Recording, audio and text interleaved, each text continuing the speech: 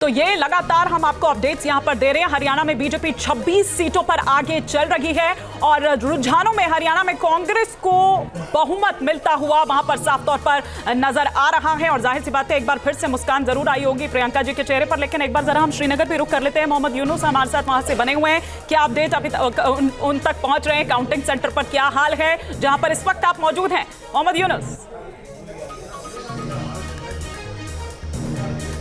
जी, अभी तक जो यहाँ पे नतीजे सामने आए हैं वो उनसे यही लगता है कि नेक टू नेक फाइट हो रही है बीजेपी और नेशनल कॉन्फ्रेंस और कांग्रेस के अलायंस की। तो जो एग्ज़िट पोल यहाँ पे दिखाए गए थे उनका कुछ असर दिखाई नहीं दे रहा है। लेकिन यहाँ पे हम ये बात ज़रूर कहना चाहेंगे कि अगर बीजेपी जो है 25 से 30 सीटें लेती हैं और उसके बाद यहाँ के जो इंडिपेंडेंट कैंडिडेट्स हैं मैक्सिमम जो है उनका सपोर्ट बीजेपी को ही रहेगा। और सजाद गनी लोन, अल्ताफ़ बुखारी, इंजीनियर रशीद ने कल ये कहा था कि पहले हुकूमत बनाने से पहले यहाँ पे हमें स्टेटहुड वापस लाना चाहिए।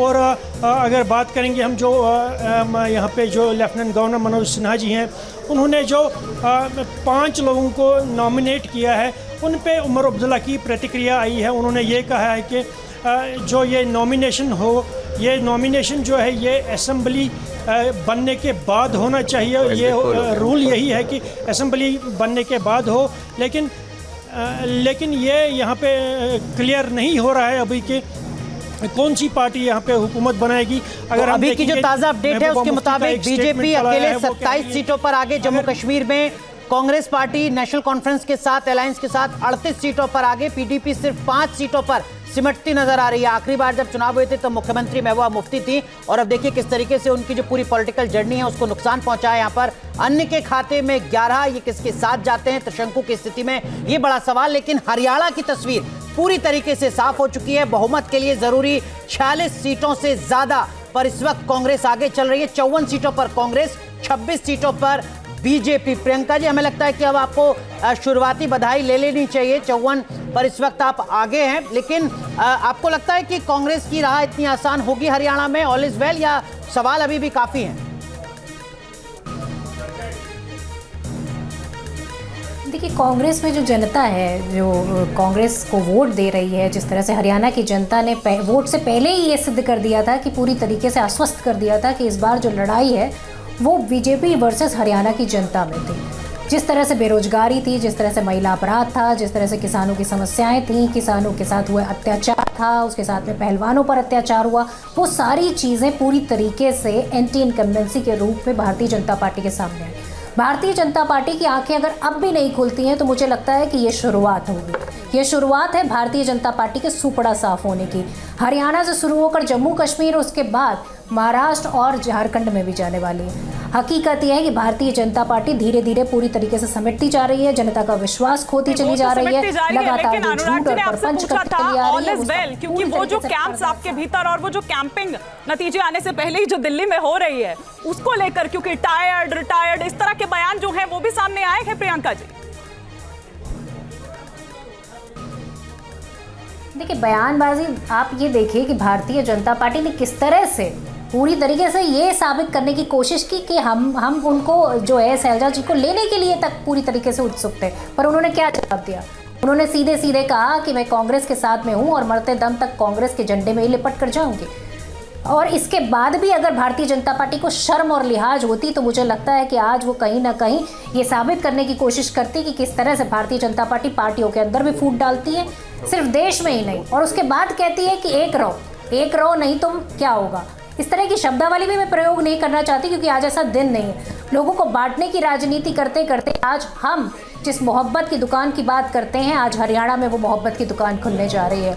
आज जम्मू कश्मीर में मोहब्बत की दुकान खुलने जा रही है। चाहे जितनी भी कोशिश कर ले भारतीय जनता पार्टी, जिस तरह से अलोकतांत्रिक ढंग से रात के रात एलजी के द्वारा 5 सदस्यों को मनोनीत करते हैं, ये अपने आप में उनका डर साबित करता है कि कितनी डरी हुई है भारतीय जनता पार्टी। और ये डर उनका पूरी तरीके से जायज़ है, क्योंकि जनता जब मन बना लेती है ना तो किसी की नहीं चलती। कोई धन, कोई बल, कोई किसी तरह की चूंकि आपने आने वाले वक्त की बात, जनता ही जनार्दन है और जनता के लिए आपको करना पड़ेगा। टीम ए के तौर पर चुनाव लड़ रही हैं, आप सत्ता में हैं, आप 2/3 बहुमत आपको मिलता हुआ नजर आ रहा है, 60 सीटों पर आप आगे हैं। लेकिन जम्मू कश्मीर में आप टीम बी हैं।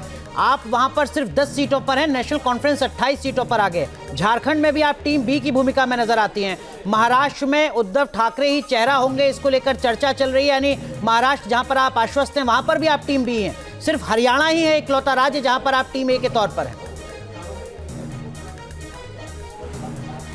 देखिए, कांग्रेस पार्टी 2024 में गठबंधन के तौर पर पूरी तरीके से समर्पित नजर आई, क्योंकि भारतीय जनता पार्टी की नीतियां, भारतीय जनता पार्टी की विचारधारा और भारतीय जनता पार्टी ने जिस तरह से एक एक स्टेट में जिस तरह से पूरी तरीके से युवाओं को तबाह किया है, जिस तरह उनके सपनों को ध्वस्त किया है, जिस तरह से महंगाई, बेरोजगारी, इन सारी चीज़ों पर भारतीय जनता पार्टी के अगेंस्ट इंडिया गठबंधन पूरी तरीके से खड़ा हुआ है। आज हम उस गठबंधन का हिस्सा हैं और उस गठबंधन में पहले से ही गठबंधन, जम्मू कश्मीर में कोई ऐसा नहीं कि हमें इंतजार करना है, जम्मू कश्मीर में तो पहले से हमारा अलायंस है और उस अलायंस के साथ हम पूरी तरह से प्रतिबद्ध हैं कि जनता के जब हम जीतेंगे तो हमारा पूरा जो गारंटीज़ हैं उसको हम पूरी तरीके से सबसे पहले लागू करेंगे, क्योंकि जो जनता के मुद्दे हैं, क्योंकि ये चुनाव स्थानीय मुद्दों के चुनाव है, जहाँ नाली, बिजली का बिल, बिजली पानी की समस्याएं, सड़कों की समस्याएं, इन छोटी छोटी समस्याओं से एक और सवाल बहुत संक्षेप में आप जवाब दे दीजिएगा प्रियंका जी। बीजेपी हमला कर रही है कि साहब जम्मू कश्मीर में तो पीडीपी